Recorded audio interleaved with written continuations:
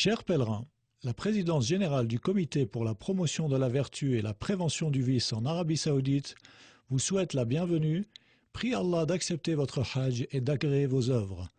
Elle a le plaisir de vous présenter ce bref aperçu. Le cimetière d'Al-Baqi'. Des milliers de compagnons sont enterrés dans ce cimetière historique. C'est le cimetière des habitants de Médine depuis l'époque du prophète jusqu'à nos jours. Suivant les instructions de notre prophète Mohammed, prière et salut d'Allah sur lui, aucune de ces tombes ne comporte d'inscription relative au nom de son occupant. De plus, aucun plan fiable ne permet d'identifier les tombes de certains des nobles compagnons qui y sont enterrés, car les compagnons et les générations qui les suivirent respectèrent la voie du messager, prière et salut d'Allah sur lui, qui est de ne pas marquer les tombes ni de les vénérer. On ne peut donc reconnaître aucune des tombes des compagnons. Quand le messager d'Allah, prière et salut d'Allah sur lui, visitait le cimetière d'Al-Baqi', il demandait le pardon d'Allah en faveur de ses occupants. Voici l'invocation qu'il récitait. « Salut à vous, les croyants, habitants de ces tombes. Bientôt vous allez obtenir ce qui vous a été promis. Nous allons, si Allah le veut, vous rejoindre. Ô Allah, pardonne aux habitants d'Al-Baqi' al-Gharqad. » Le messager d'Allah, prière et salut d'Allah sur lui, n'ajoutait rien à cette invocation, ni ne s'arrêtait devant quelque tombe particulière, ni en regardait une avec dévotion. Au contraire, ce qu'il convient de faire dans ce cas, c'est se rappeler la mort et méditer sur la situation dans laquelle se trouvent les morts. Ce serait une grande perte, après qu'Allah vous ait facilité la visite de la mosquée du prophète pour l'adorer lui seul, l'invoquer et se rapprocher de lui, d'invoquer ensuite et de prendre pour intermédiaire autre qu'Allah, tels que les compagnons et les gens pieux décédés. C'est un péché qu'Allah ne pardonne pas que d'invoquer et d'adorer autre qu'Allah le Tout-Puissant, qui dit « Certes, Allah ne pardonne pas qu'on lui donne des associés. En deçà de cela, il pardonne à qui il veut. Quiconque donne des associés à Allah s'égare très loin dans l'égarement. » Surat An-Nisa, verset 116. Chers pèlerins, la présidence générale du Comité pour la promotion de la vertu et la prévention du vice en Arabie Saoudite vous souhaite la bienvenue, prie Allah d'accepter votre hajj et d'agréer vos œuvres. Elle a le plaisir de vous présenter ce bref aperçu. Les mosquées près de la tranchée Al-Khandaq.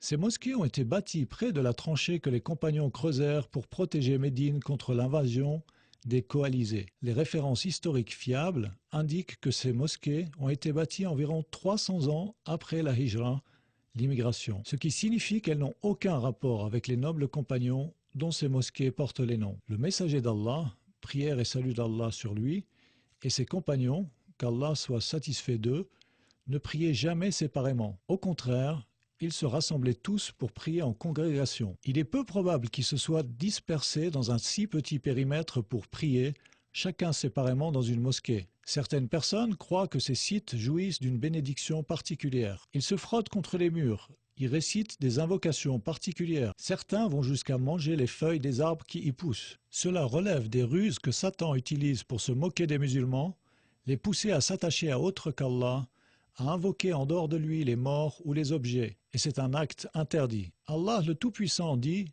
« Certes, Allah ne pardonne pas qu'on lui donne des associés. En deçà de cela, il pardonne à qui il veut. Quiconque donne des associés à Allah s'égare très loin dans l'égarement. » Surat An-Nisa, verset 116. Le musulman doit demander qu'Allah fasse les éloges de son messager, prière et salut d'Allah sur lui, auprès de ses anges, et implorer le pardon d'Allah pour ses compagnons, en tout lieu et à tout moment. Il ne doit pas pour cela consacrer un endroit, un moment ou une invocation précise. C'est ce contre quoi le messager d'Allah, prière et salut d'Allah sur lui, a vivement mis en garde. C'est une voie qui mène à l'adoration d'autres qu'Allah. Or, en dehors d'Allah, le Tout-Puissant, nul ne mérite cela. Ces sites ont été créés à un moment de l'histoire, puis les gens les ont exploités à des fins lucratives en y conduisant les gens, en y pratiquant le commerce et en inventant des histoires à leur sujet, dans le seul but de gagner de l'argent sur le dos de ceux qui ne connaissent rien. Le messager d'Allah, prière et salut d'Allah sur lui, a dit « Ne voyagez dans un but religieux que pour vous rendre dans 3 mosquées. La mosquée sacrée de la Mecque, la mosquée du prophète, prière et salut d'Allah sur lui, et la mosquée d'Al-Aqsa, rapportée par Al-Bukhari. » Chers pèlerins, la présidence générale du Comité pour la promotion de la vertu et la prévention du vice en Arabie Saoudite vous souhaite la bienvenue. Prie Allah d'accepter votre hajj et d'agréer vos œuvres. Elle a le plaisir de vous présenter ce bref aperçu. Le champ de la bataille d'Uhud. Voici la zone où la bataille d'Uhud eut lieu. Au cours de cette bataille, 70 compagnons du messager d'Allah, prière et salut d'Allah sur lui, tombèrent.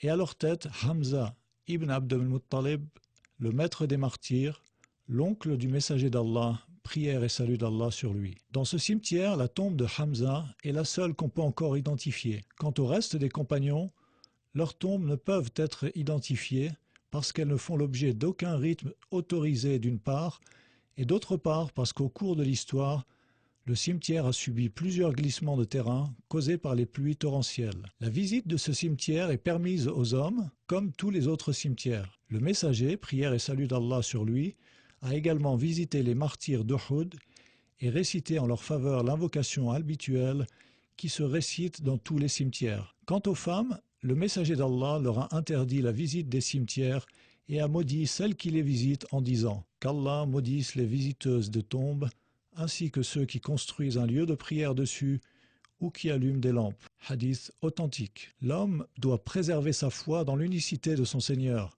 ne pas adorer les morts, ou chercher la bénédiction des roches ou de la terre, en leur demandant d'accomplir ce qui est du ressort d'Allah uniquement. Les visiteurs de cet endroit commettent plusieurs actes qui sont en contradiction avec ce qu'a fait le messager, prière et salut d'Allah sur lui, quand il a visité les martyrs d'Uhud. Ils y jettent des cheveux et des ongles, pratiquent des actes de sorcellerie en utilisant une pierre magique, des herbes ou en y posant des cadenas. D'autre part, on a remarqué que certains visiteurs aspergent les tombes de parfums, ce qui donne l'impression aux autres visiteurs que ces odeurs proviennent des tombes. Ce sont des pratiques superstitieuses que ni le messager d'Allah, prière et salut d'Allah sur lui, ni ses nobles compagnons n'ont accomplies au cours de leur visite à cet endroit.